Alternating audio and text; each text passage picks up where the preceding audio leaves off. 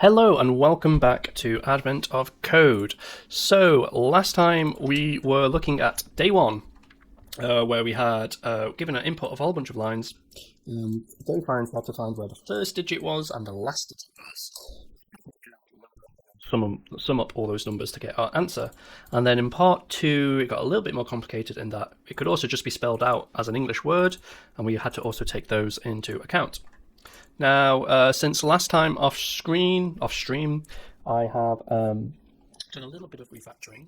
So I've put all the day one stuff into its own file.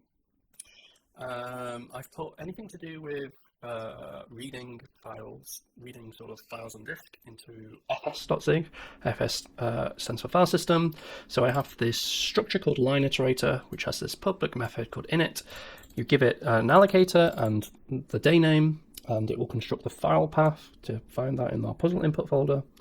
And then it will return us an iterator where we can iterate over those lines. I've switched this. It used to be split scalar. I've changed it to tokenize any. Just because the difference between split and tokenize is, say I was reading this file and I had multiple empty lines, the split would still iterate over the empty lines, and it would sort of return null for each of those empty lines. Whereas tokenize, it sort of skips over any empty lines for us. And I've switched it from scalar to any, so it will split over any of these characters, carriage feed and new line. Because especially if you're in Windows, you tend to also have carriage feeds at the end of the line, and we don't want those when we're processing our input. So that's that. And now if we go to the rest of the code, the main thing here now is that it's returning a structure called solution. And this structure basically not only just stores the actual final sum, but it also stores an array list of steps. An array list is just a resizable array, a bit like vector if you use it in C++. And what this is doing is we're recording details about our process algorithm as it's running. Then we can use that recording and play it back using Raylib to actually show how we processed that input. So let me give you an example. I'm going to run zig build run. And here we go. It's showing us the line, and then it's highlighting everything it's checking for those digits. And it will show us, okay, from the previous line, what number did it detect, and what's our current running sum. And this sort of playback will play back faster and faster and faster, all the way up to line 1000. And if I hold spacebar, it will just show me what that final sum is. And when I release spacebar, it copies that to the clipboard, so we can easily paste that into the website, which is lovely. So this is just a recording, so it's actually processed all day one puzzle input right up front, and then this is just playing it back. So as you can see here, if we go back to our process function, I'm adding this solution.add info step, line step. If I go into process line, I've got add line step where I'm adding the line. True means yes, I want to show a highlight, which is that green little highlight thing, and the highlight character index start and the highlight character index end. So we're just sort of adding all these into an array. Then if we come back up to the solution struct, we have a function called draw, where we're clearing the background, etc. And then this is where we have our sim speed, which is just an ever accelerating number. And then from that sim speed, we calculate a index into that array. And we're pretty much just flooring that number to get an index, making sure it's within the bounds of the array. If you're not aware of this syntax in Zig before, when you're initializing variables, you can put all your initialization code into a block. You give that block a label, in this case, any arbitrary label. I've just called it BLK block. And then if you want to return data out of that block, you just call break, and then the same block name, but with the colon prefixed instead of suffixed, and then the data you want to return. Keeps things nice and tidy. And then because our sim speed could eventually get faster than our frame rate, which is at 60 frames per second, we'll actually start to skip steps once our sim speed gets fast enough, which means some data on the screen won't get updated because it's missed that data step. So this is just making sure we run any steps we've previously skipped. And then this is running the current step, which is just switching on a union And here, sort of, if it is a line step, we are sort of drawing a rectangle, that green rectangle, and then we're drawing the text. I've put in some helper functions for Raylib in a file called raylib.zig, which it does the C import, and then just some helper functions like draw text, get text width, and draw text alloc print, which if you look here, like it takes a format and arguments, and it'll sort of draw a print. It'll do a printf style thing, and then show that on the screen. Whew, okay, so you're sort of up to speed with day 1.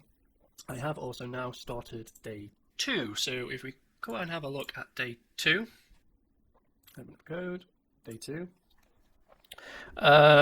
So this is all about sort of putting cubes into a bag and then taking cubes out, and then checking if that number of cubes is higher or lower than a limit. So to get information, once a bag has been loaded with red, green, and blue cubes, the elf will reach into the bag, grab a handful of random cubes out, and then show them to you. And then once they've shown them to you, they'll put them back in the bag, and they'll do this a few times per game. And we'll be playing several of these games, and we want to record the information from each game. So, for example, each line is a game, so game 1. And then we have a comma-separated list of the cubes that have been pulled out of the bag. So here, 3 blue cubes and 4 red cubes have been pulled out of the bag. Then we'll have a semicolon to demarcate, okay, that's the end of a sort of handful. And then they go back in the bag. And then another set come out of the bag. And then again, with the semicolon, they go back in. And then finally, another set come out. And so what we're trying to check, the elf would first like to know which games would have been possible if the bag contained only 12 red cubes, 13 green cubes, and 14 blue cubes. So in the example above, games 1, 2, and 5 would have been possible. However, game 3 would have been impossible, because here they pull out 20 red cubes and there's only 12 red cubes in the bag. So we basically just need to go through each of these and check, is it less than or equal to the respective number of cubes in the bag. So to get the solution, we need to find what are all the valid game IDs where it is possible to play that game, and then sum them up. So we come to day 2 and we have our process. First thing I've done is I've just created an enumeration for red, green, and blue, which we'll be using later. I'm going to create a number of games.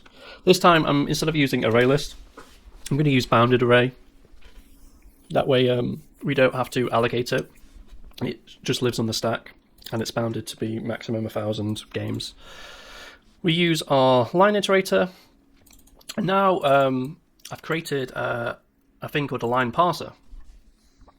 So the line parser is how we actually parse a line. And the way I developed this, basically, I sort of copied one of these lines. In fact, let me just put this up here. So I copied one of these. Okay, so imagine I want to parse this line. I just sort of imagined this was already implemented. I was like, okay, well, the first thing we need to do is we want to skip, parser, skip word. We want to skip the word game. And then, oh, sorry about that. Parser, then we want to skip we want to skip this white space. We sort of want to also, maybe if it's that, we still want to be able to read it. So skip white space, we'll sort of skip any amount of white space. Then we want to read a digit, and I'll be like, okay, we want parser read number, and I want it to be integer 32, and then, oops, sorry. And then that can go into like a const. The number will go into there. And then we want to skip this sort of character, so that'll be parser skip character, follow request on that. And then once I did this, I actually went ahead and implemented each of these functions. So if we come to our line parser.zig, here it is. You'll notice usually when I create a structure, for example, here's a game structure, you see this format where we do equals struct, whereas you don't see that in this because files themselves are structures. They're implicitly structures. So it's almost as if this entire file is wrapped in a struct thing, and then this gets returned when you import it. So when I import line parser, it's putting this as a structure into the name line parser, which is kind of cool. So that's what this built-in method is basically doing, is because I want to be able to refer to the structure of this file. This built-in function returns what structure this file is, if that makes sense. So yeah, things like skip word. So I take self by putting the first parameter as a pointer to its own type. That's how you turn something into a method. So you'll notice in day 2, when I do skip word, I don't have to pass in like the pointer to the parser. That's a bit of syntactic sugar, where because I'm doing parser dot, it will automatically pass that into skip word as a pointer. So we got a function called peak remaining, which will return a slice from the cursor. So we have a cursor which is just recording where to read from in that line. And then we're just using, okay, does it start with this word? If it does, we'll skip that cursor ahead, the length of the word. Otherwise, we'll return an error. Skip white space is the same thing. We're using a while loop. While we read in a white space, we'll just continue to advance the cursor along. Read number.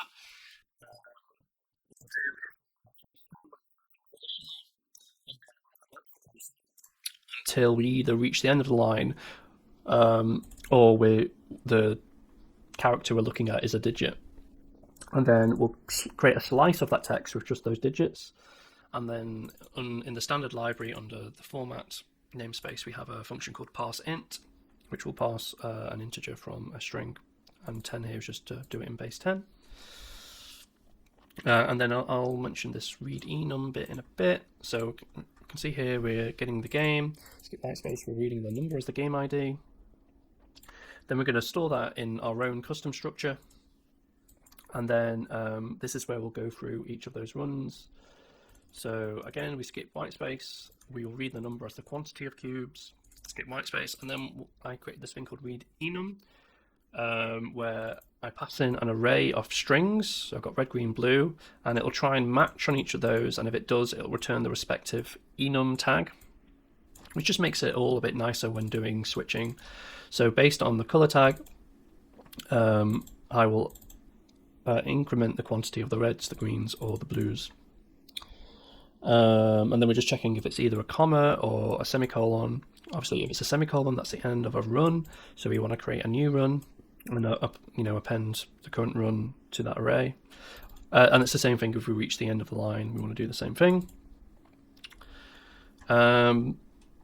So all of this sort of parse input stuff is literally just parsing our day 2 puzzle input, which I just have the example text for now.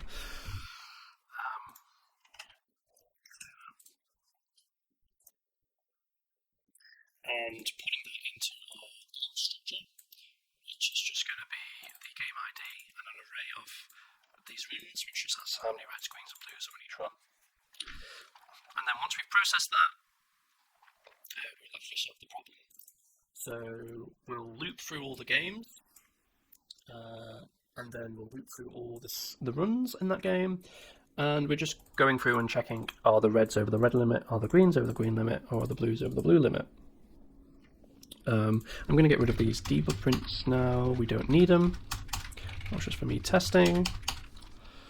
And then because of that, this can be simplified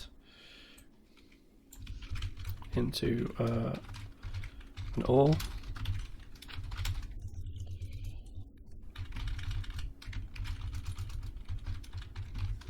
There we go.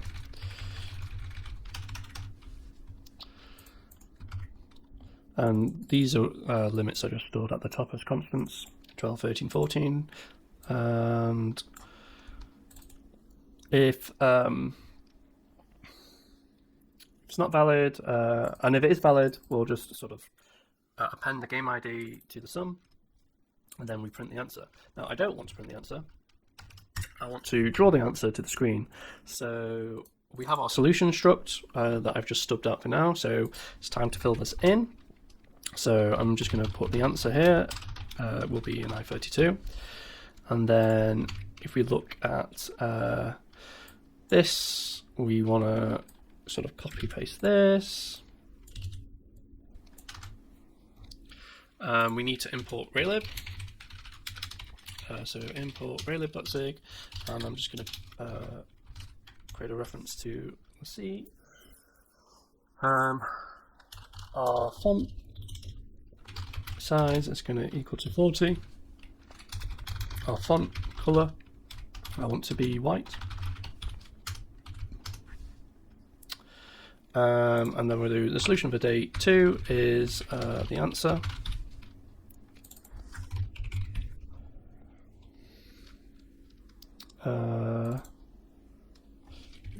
Oh, I've reworked the way this works. So this is a method. We aren't using DT at the moment, so we'll just do that.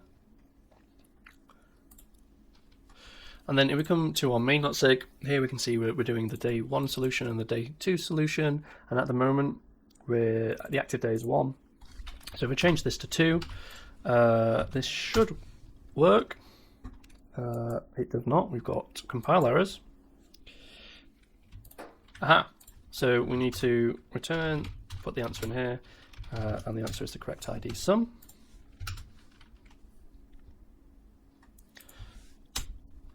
And if I hold space, we see the solution for day 2 is 8. And if we come back to the website, we do know for the example problem, it is 8.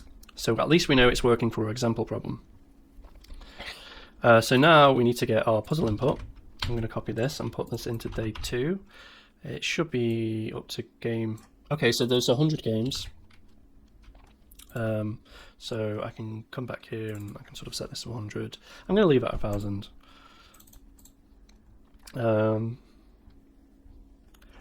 I want to change the background color again.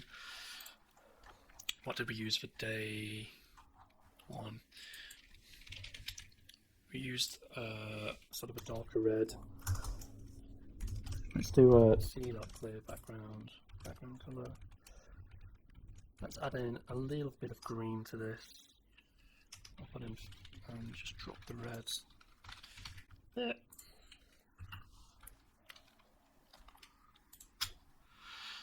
And so the solution for day 2 is 2416.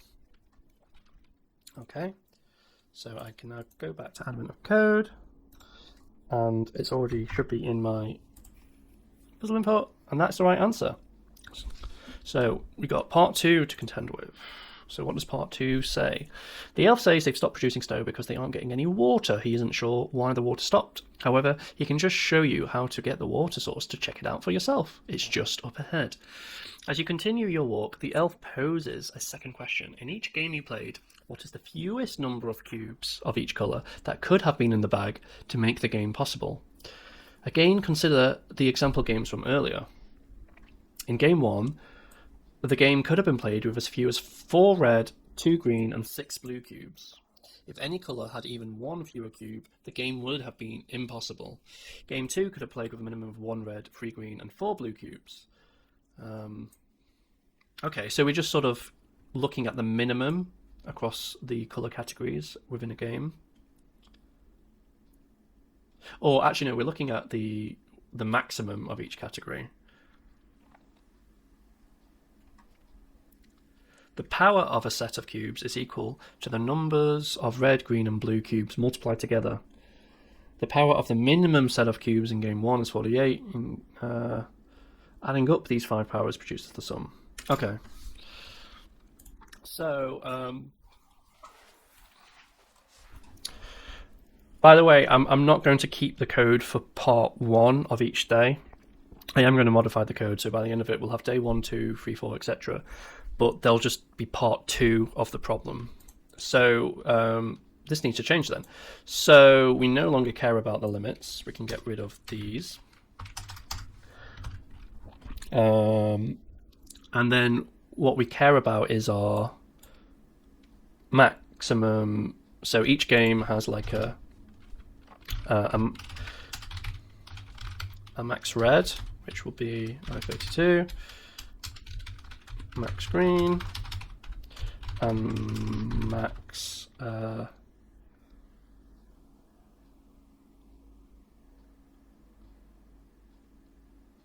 I don't know why I had a brain fart then. Max blue. Okay. So we're gonna sum up each of these. I'm gonna just do a ball B.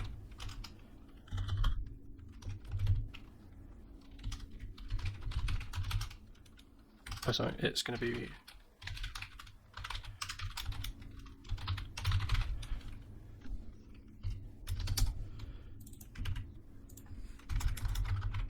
game end equals true, game end equals true, and then we'll just check. Okay, if it is the game end,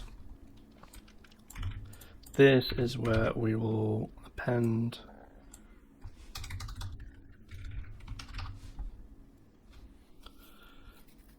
the run.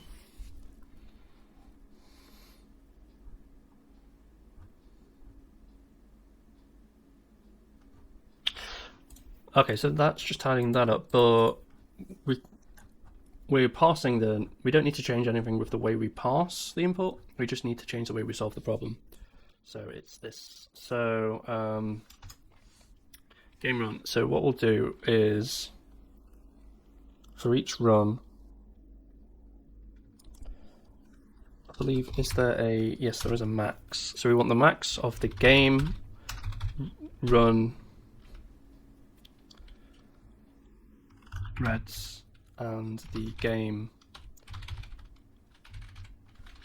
max red, and we'll update that game. So the game dot max red will equal, so we just need to do this 3 times. So game max green, greens, and this is blue. So this is selecting the maximum between our sort of max for the game and the value, the quantity in the run. Oh, I forgot to update this to be blue. I don't care about valid game anymore. And then this will become power sum.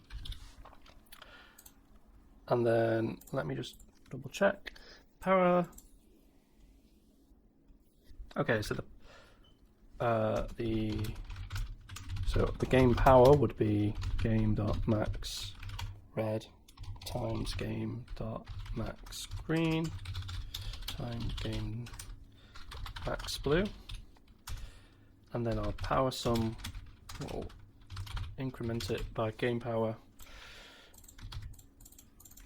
and then we'll put that into the solution. And again, I'll just use the example for now to validate. So if I run this, we do have an error. Okay, because oh yeah, so the error is saying we can't assign to a constant. Game here is a constant because we're returning a const slice. We're iterating over a const slice, so we just want to iterate over a slice to get a mutable pointer to games. And in actual fact, no.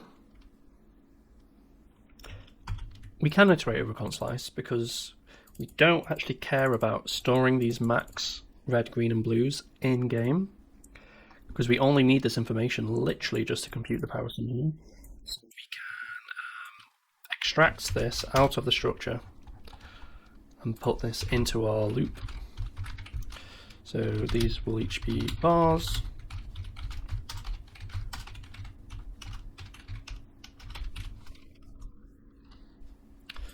And then we just will do that.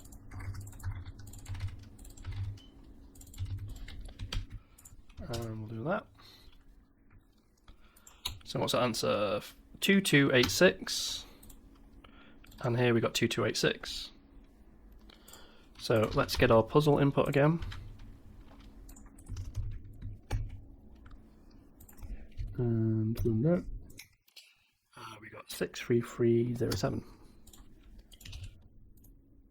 Hey, we got the right answer. Okay. So there's a couple of things I would like to do now. One is to, like we did for day one, we could show this on screen. So let's do that. So we will need to do a oh yeah, we'll put this into solution. So what we'll do is we're going to have a new structure called step, and the step will have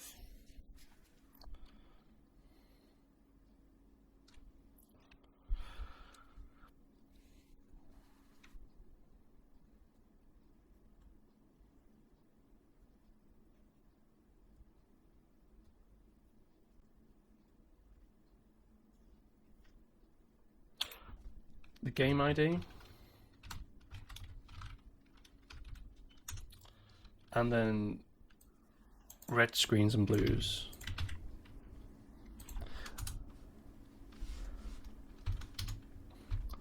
And then I'm just going to do a pub const step array. I'm going to use a bounded array. There's 100. There's 100 games, and each game has about. So again, I'll just do 1,000 steps.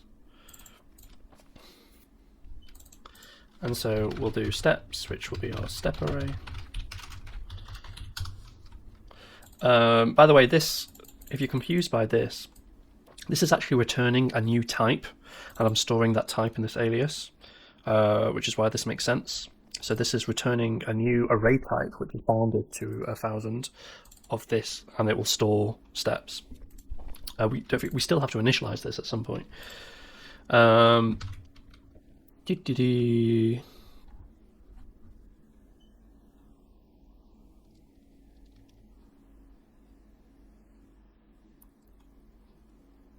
And then I also want what the current maxes are. So this is all the information we sort of want to store on screen.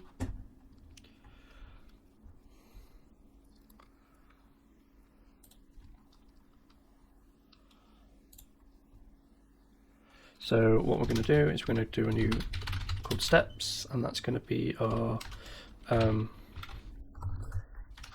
we need to try this. So this will be our solution dot step array init with 0 items to begin with, and then for each of these game runs we want to add a step. So we want to do steps dot append. This needs to be a try. I'm going to append a solution dot step, and this will have the game ID.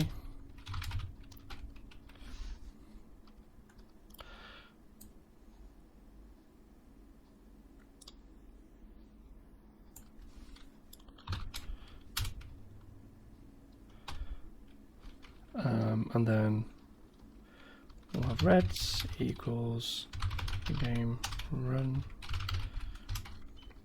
greens, blues, max reds, max greens,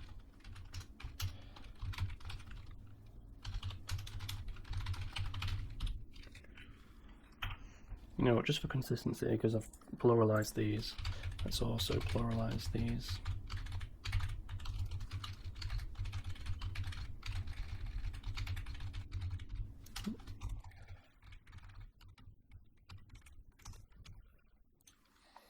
And then we'll do that here. So step equals steps. Okay.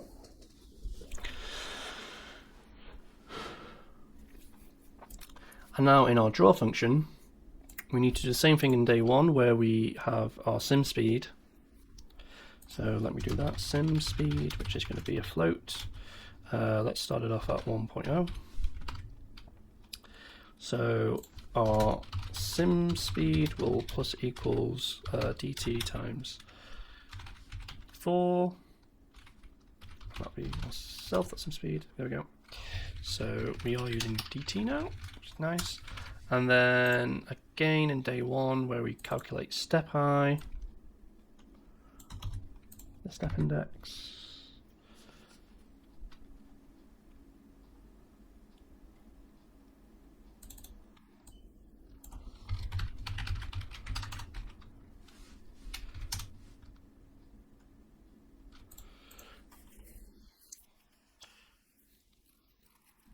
We might I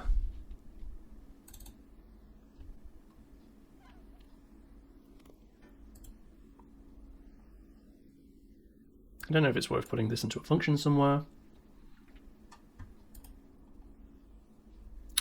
But we'll leave that for day 3. And now our step, which is going to be a const pointer to step, is going to equal self.steps step height.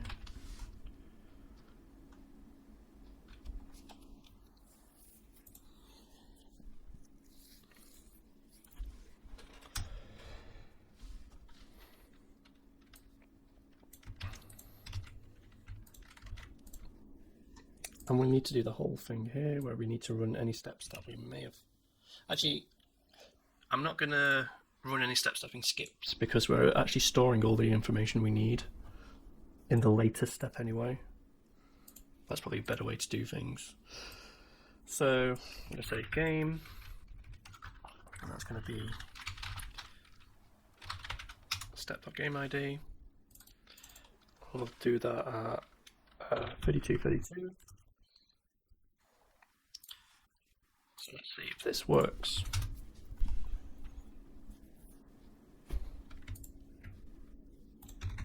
Oh, I've got an S on that. What's this?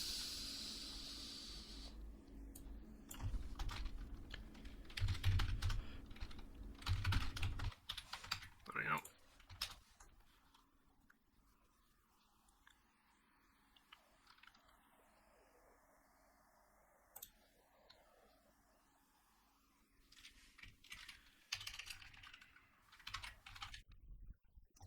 I want the address of it because I don't want to copy the step. Okay, so that's working. Our game number is incrementing.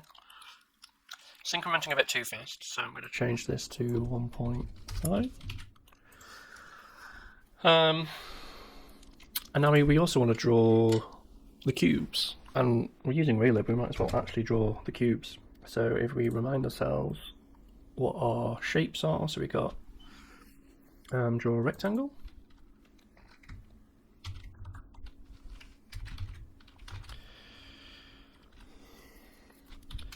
So this will have to be, okay, for 0 to step dot reds,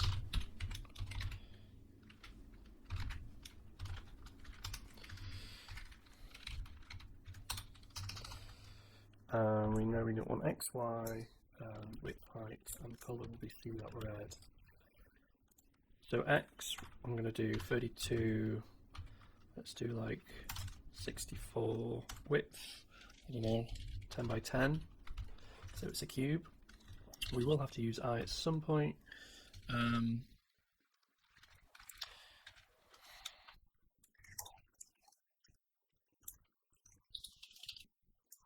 Times I times 15.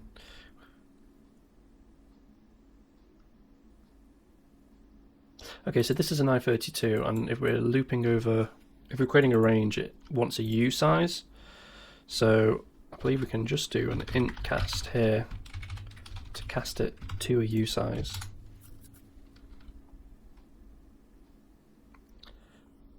And it's the same here, so I'm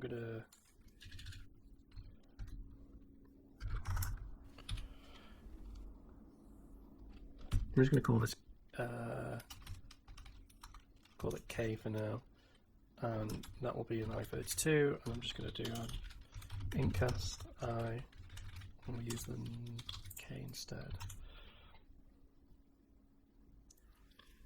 Okay, so that's now drawing our cubes.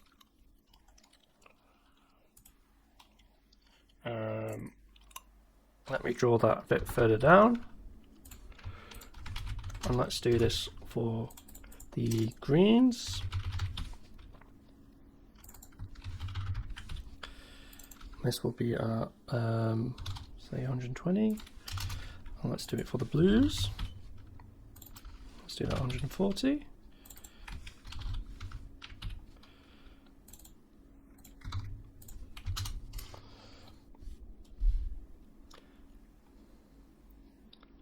Cool.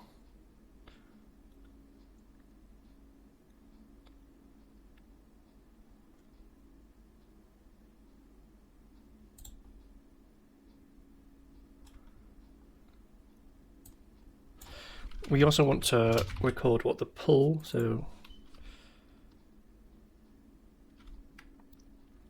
or the run. So we also want to put in our run ID.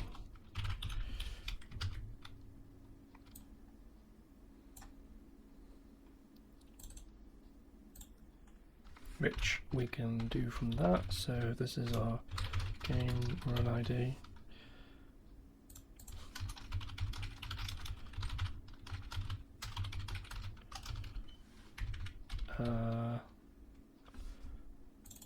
I'm just going to keep, because this is going to be U size, so I'm just going to keep this as U size. To be honest, game ID should also be U size.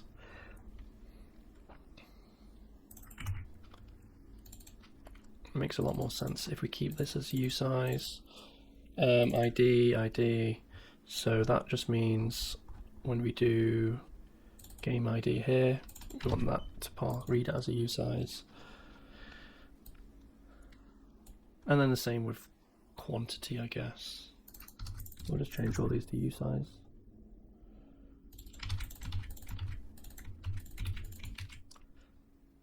Does make it a little bit bigger, but well.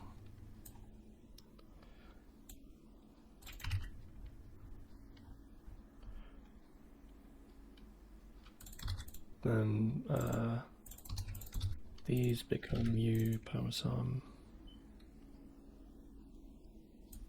The answer should also be U size. Let me just make sure that compiles. Yep. And then, okay, so we're doing the game run ID. So that needs to be, I'm going to put that at 100. No, I'll put it at, put that at 80. I'm going to put that at 40. Is all recorded.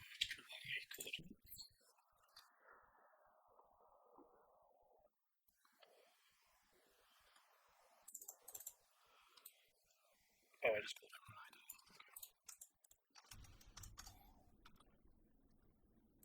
Yeah, you know what? I'll just do game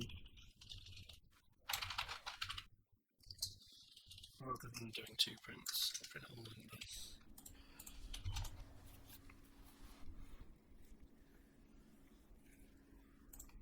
And I'll return this back to 100, 120, and 140. And then I'm gonna put the X at 132. And we will also print quantity.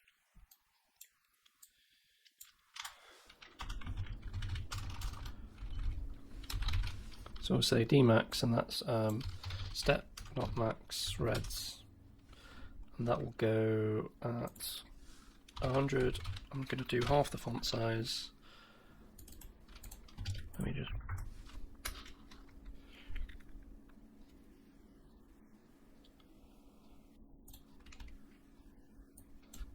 Can we not increment?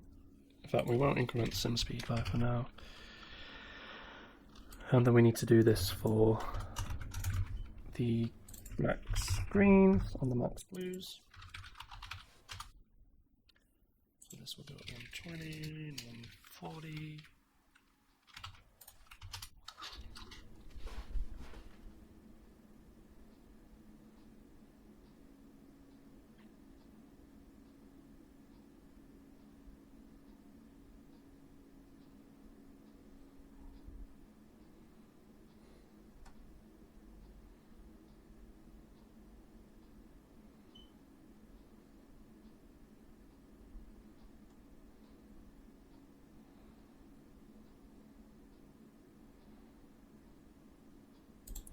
And then I also will want to record the game power and the total power.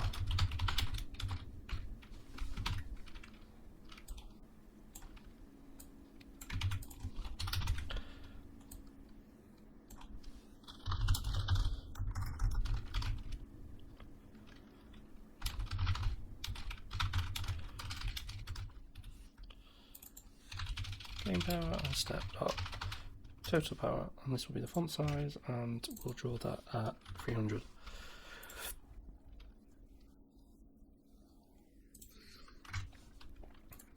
We'll draw that at 400.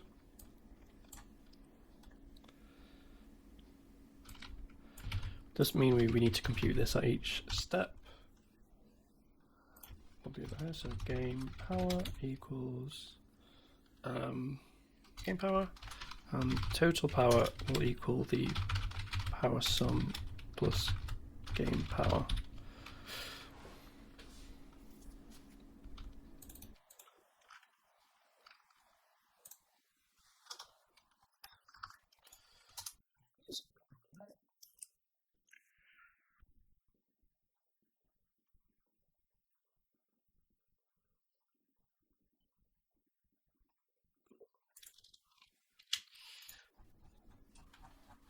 And now I just need to shuffle some things around. So I think that can go at 200. This can go at 250. There we go.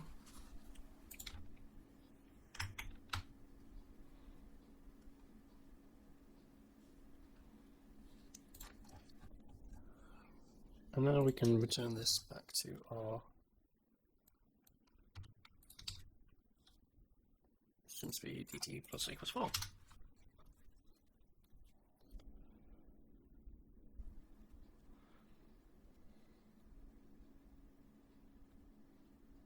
And that will run up to 100, and it will give us the answer. I think that's a bit fast, so I'll do like return it back to 1.5.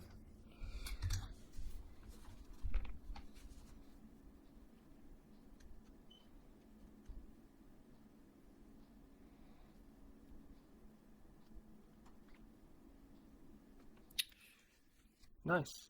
Now, the only thing left to do for today is, because we're coming up to about an hour, so at the moment I can switch between active day 1 and 2 here,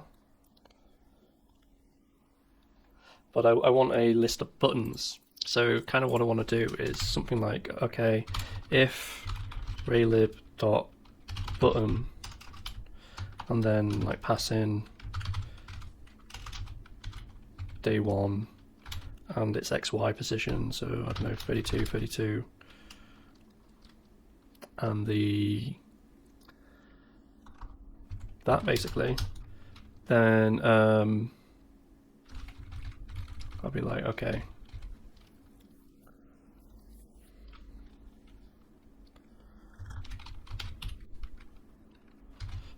say we start off at 0 and then active day equals 1. So I need to implement this function. So I will do pub fn button.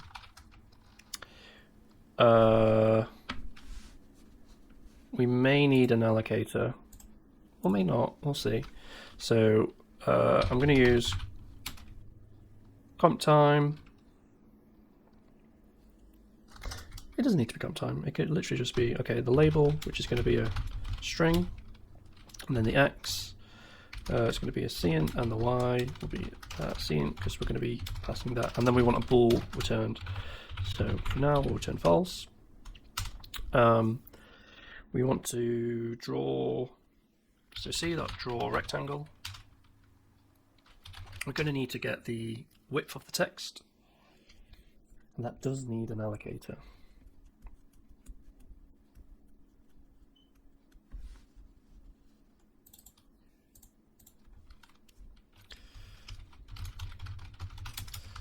We'll say font size is 20 for now. Okay, we'll pass in an allocator.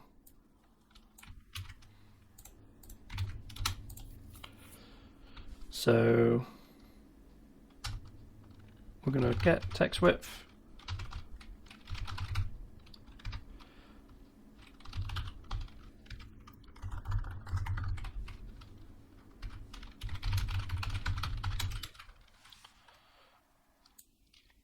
So this is going to be XY, width will be our text width. Then we'll add a bit of padding.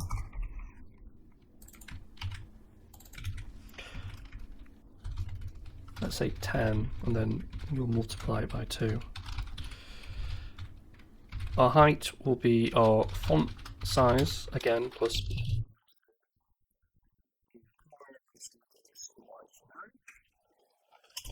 and then we want to do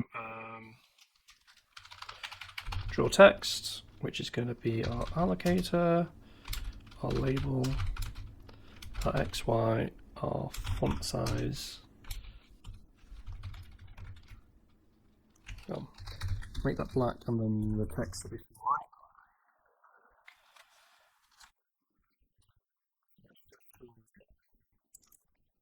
What's wrong with this? Oh, I need to pass in the allocator.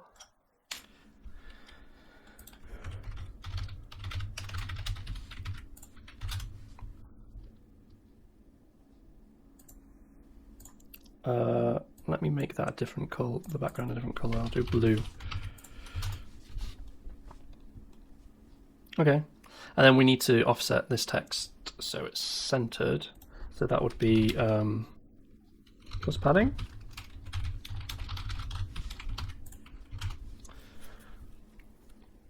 Yeah. And now we want to find the mouse cursor. So let's come back to here and look for mouse or pointer.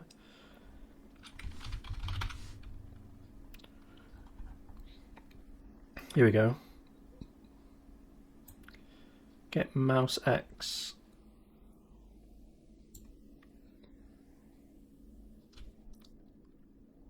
And Y.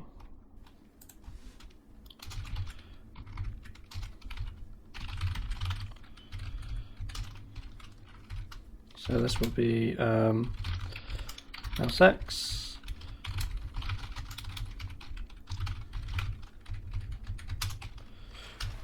And then we want to check if the mouse is within the bounds. So if mouse X is greater than or equal to X,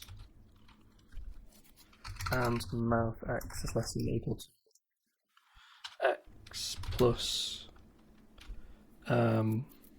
So I want to start putting these into our variables. So button width is going to be equal to text width.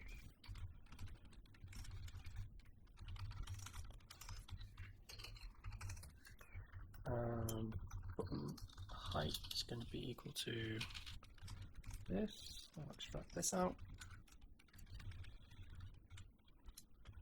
Button height, so I can start to use this. So it's less than plus button width. And mouse Y is greater than or equal to Y. And mouse Y is less than or equal to Y plus button height.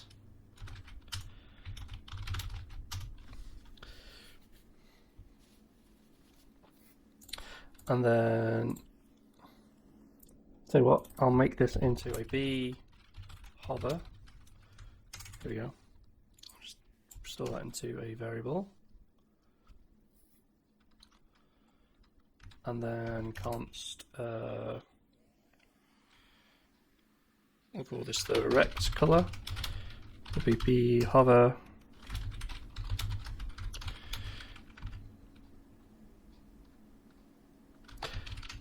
actually, okay, if b hover, we will draw a rectangle.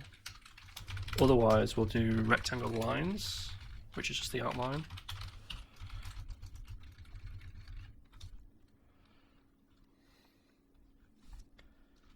Does that make sense? There we go. So that's now working. And then we'll also do a const b click, which is going to be is mouse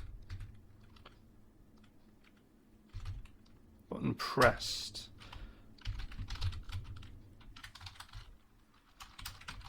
Mouse button left. And then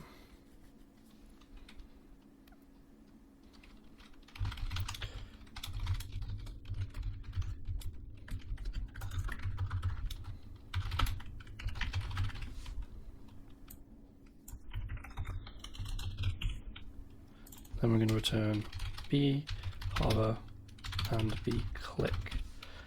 So if we're hovering over it and we click, this will return true. Otherwise, it will return false.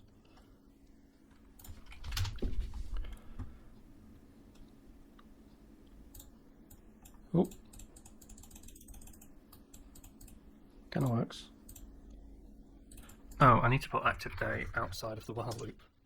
There we go.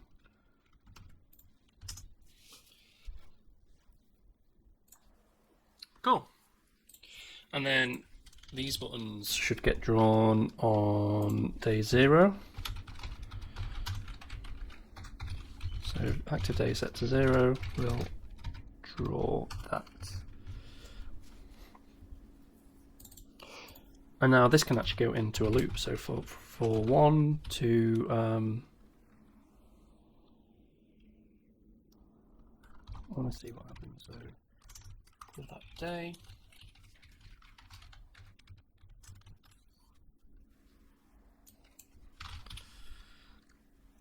This will be 32 plus day times 32 maybe? We may need to intcast this day because that's going to be U size and these are seants. So I'll do that. Intcast.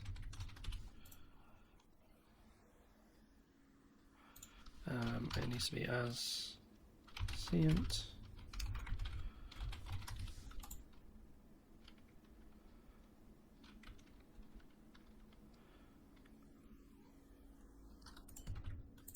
So cool. This needs to be a little bit bigger. 42.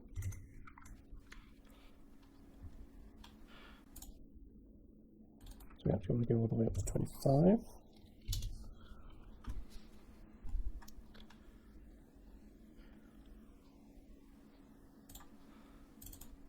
Put you at 16 maybe. 1, 2, 3, 4, 5, 6, 7, 8, 9, 10, 11, 12. We could do them in groups of 5s. So 1 to 6. 6 to 11. So this would be 132.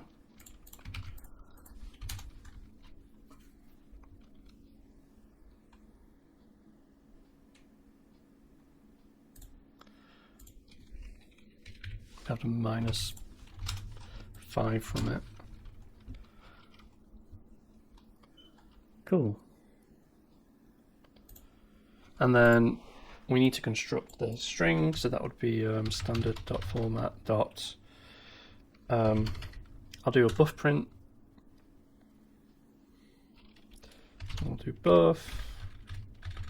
Buff just stands for buffer. This way we don't have to allocate anything.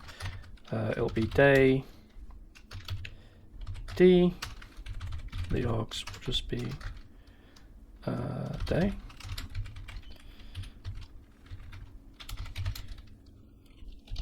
Call that the label. This needs a try in front of it. And then this would be a label. Our buff will be how big can the string be? 1, 2, 3, 4 for the space, and then 2 extra characters. So we'll just put 8 for now. So this will be u8 equals undefined in the buffer. Do the same here.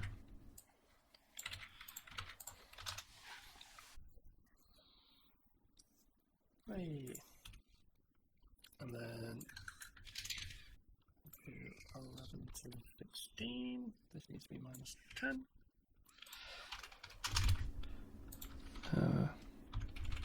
16 to 21 needs to be minus 15, and 21 up to 26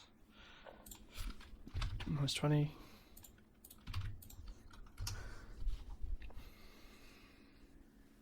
And then this needs to be 132, 232, 332. And there we go, day 1 to day 25. Oh, what's going on there?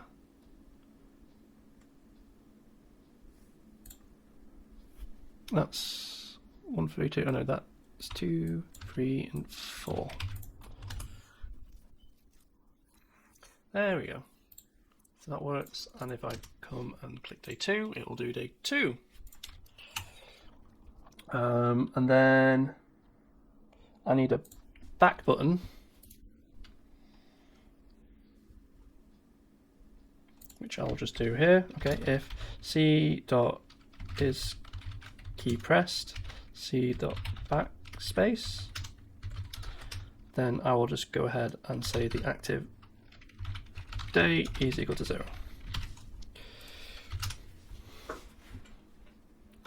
So now I can go to there, plus backspace, and we're all set up. This could probably become rolled into a loop. I'm thinking it would be something like 4, 1 to 6, and this would become the column, right? And then we would do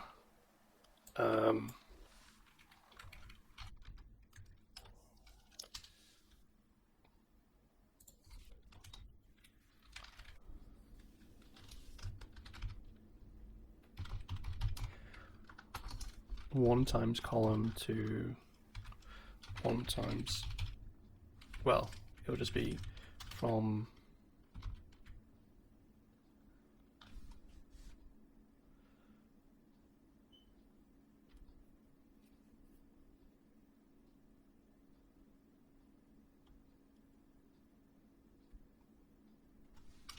be from well, 0 to 5, and it'll be column times 5.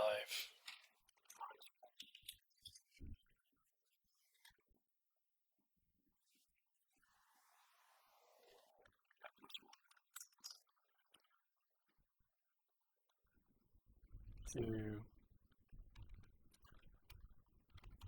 column times 5 plus 5, or plus 6.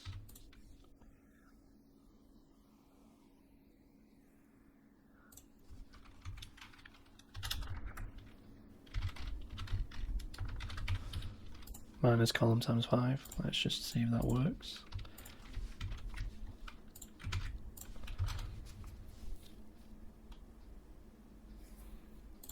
And then this would be 32 plus column times 100.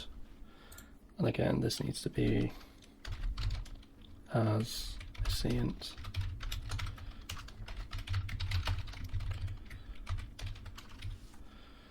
I'm going to split this over to multiple lines.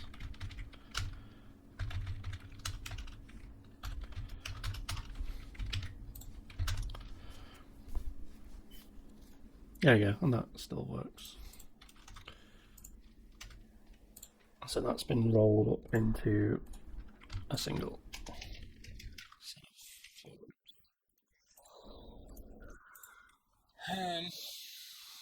Cool. So that concludes Advent of Code for today.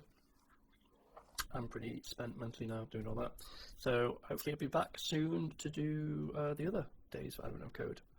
See you later.